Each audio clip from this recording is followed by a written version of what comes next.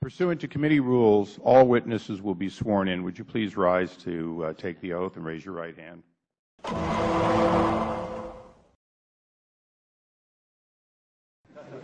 Do you solemnly swear or affirm that the testimony you will give will be the truth, the whole truth, and nothing but the truth?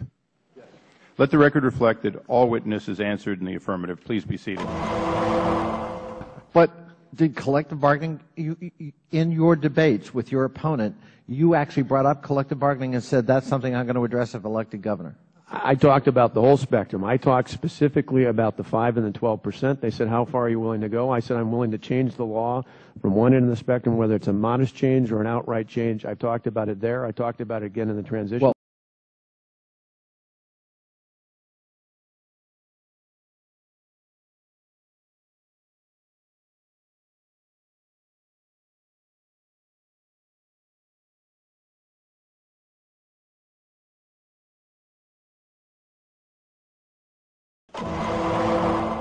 Well, this is your chance to make it right. Are you ready to apologize to the people of Wisconsin for hiring the 27-year-old son of one of your major campaign donors who's a lobbyist, and that individual had no college education, very little managerial experience, and had 2 drunk driving convictions and was hired for an $81,000 a year job when you obviously had better qualified applicants?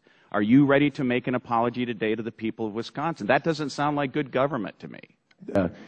You know, when I grew up in Plainfield, at least for the years I lived there, and Chuck Grassley was our state assemblyman back then, there were good, decent people, many of whom were farmers, who recognized, many of whom were deacons at my father's church, who recognized when times were tough, you had to make tough decisions, particularly when times were tough in the finances of the church. And that's exactly what we're doing.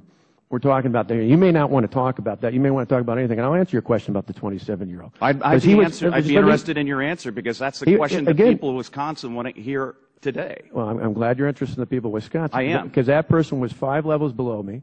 When that position was, when that hiring was brought to my attention, I had my staff go back and have that person taken out of that position, and I acknowledged the fact that there were more qualified people, and I asked someone else to be put into that. So that's the answer to your question. Well, in fact, if you look at, again, I'm reclaiming my time. Well, if you don't want to hear, if you don't want to hear the truth, then keep it up. Has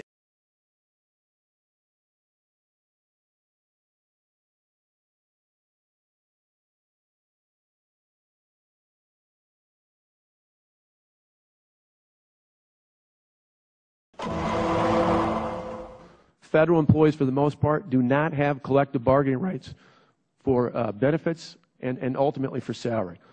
Makes me wonder why the protesters are in Madison and Columbus and not right here in Washington, D.C.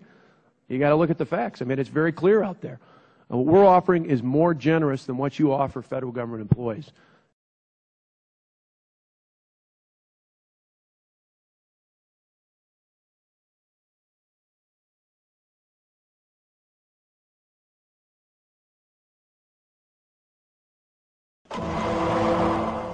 I can think no better example than a young woman by the name of Megan Sampson, who a year ago was named the Outstanding Teacher of the Year, a teacher in the Milwaukee Public School System at the time, and a week later she got a pink slip. She was one of the teachers laid off.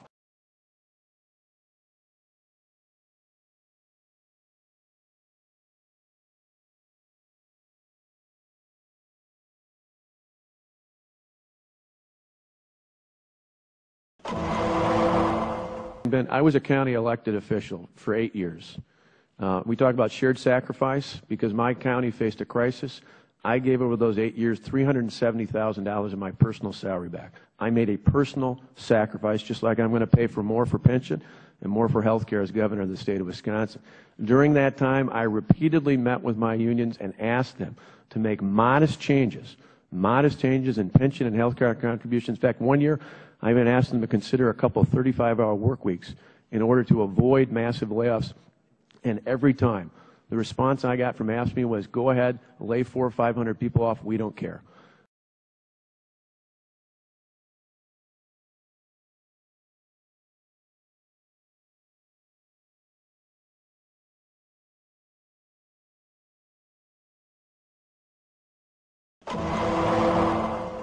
And you'll never hear me speak an ill word throughout this entire debate. No matter what others may say out there, I have never said an ill word of any of the decent public servants who work, the 300,000 decent people in my state who work for both state and local government. I have great respect for them.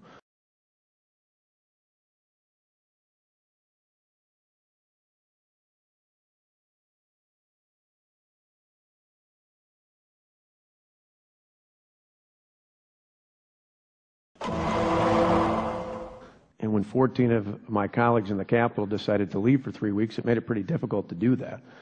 In fact, in particular, one of them, someone we'd worked with before on jobs initiatives, spent a good chunk of that time trying to work with us. And as he revealed in the Wisconsin State Journal a week ago Sunday, he was closer to us than he was to his other colleagues.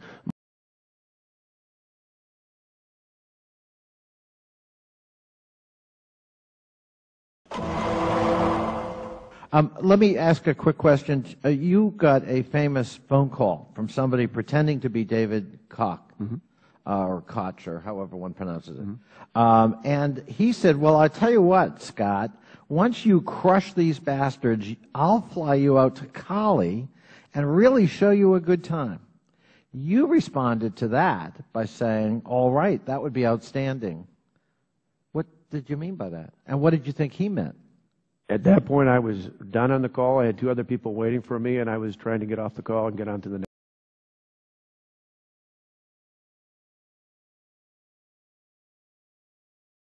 next issue. It wasn't that you honestly thought it was Mr. Koch and that he was promising to reward you for what you were doing? Did not, on that regard, no. The flying out to Cali thing didn't strike you? No. I don't even know where Cali is.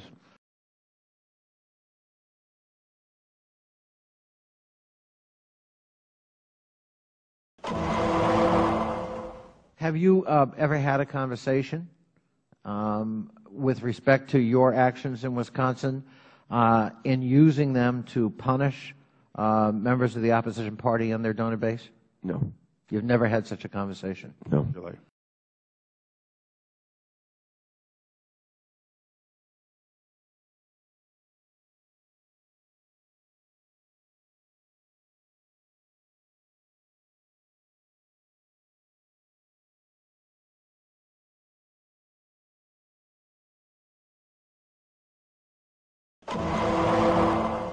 Well, these are quick facts about Wisconsin's budget repair legislation.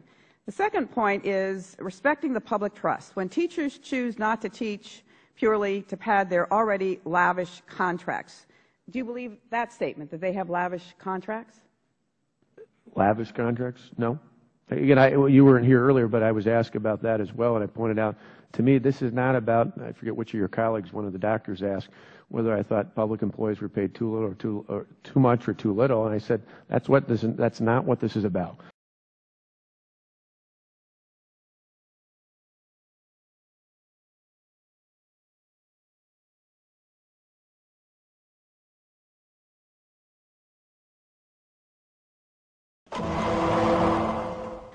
Do you think the teachers in Wisconsin are paid adequately? If we could set up a system where we rewarded based on performance and merit, I'd even be willing to pay more. Well, but we don't have that system right now. We have one solely based on seniority. Do you know?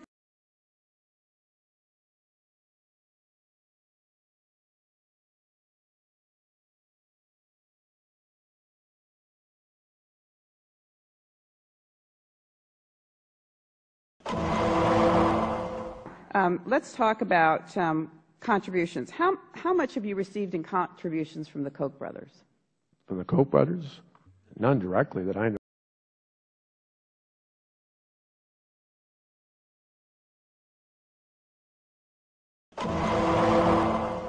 We didn't start the debate the way that's been characterized. In December, after the elections, but before I was sworn into office, the public sector unions in the state rushed to the lame duck session of the legislature and to the governor and tried to pass through contracts that would have locked us into a more dire financial situation with costs that I believe we couldn't account for with a $3.6 billion deficit on the horizon. So that was the initial act. Now, we were successful in appealing even to some of the Democrats in the legislature to stop that from happening and giving us a chance to do that. But when people ask, why didn't we begin by negotiating, it was really the tone was set early on by the process that was taken after the election, but before we were sworn in. And that's why it became clear to us that we needed to empower both our state and our local government to make those sorts of long-term changes.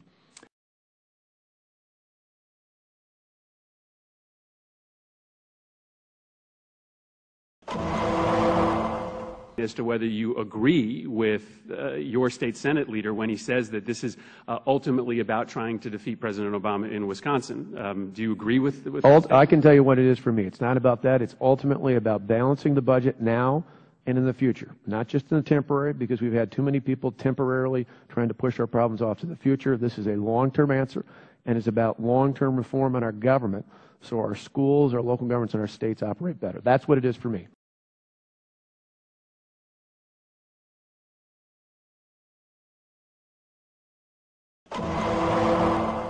Entitlement. Collective bargaining is important for the private sector. For the examples we've heard about the impact it's had on families and legacies, private sector unions are my partner in economic development. I work with them. Doesn't collective bargaining is fully intact for any of the private sector unions out there.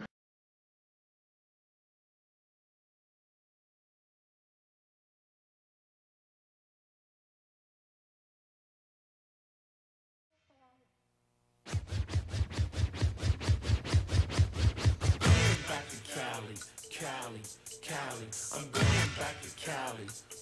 I don't think so.